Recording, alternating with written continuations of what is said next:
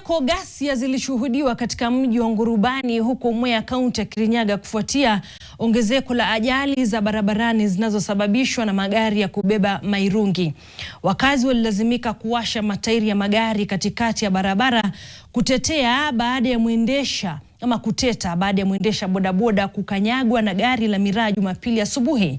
Wakazi hao wanasema kuwa wamepoteza watu wengi mno katika barabara hiyo. Sasa wanatishia kuzuia magari hayo kuitumia barabara hiyo, kwani wamekaidi wito wa kupunguza mwendo wanapoitumia barabara yenyewe.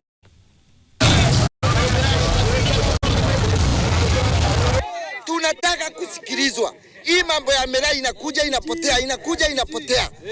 Tunataka tujue kwamba ni nani mkubwa katika miraa anazuia miraa waende polepole. Hii kazi ikuwe ya mwisho.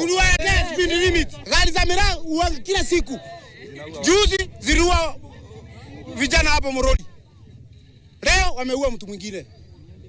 Tumechoka. Kesho wataua sistako. Tumechoka.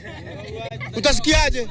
Hii kitu ikome. Ukiwa ni hiyo magari ya miraa ikipatikana inaenda na mwendo mkali, wacha hiyo gari isimamishwe na watu yeko kando.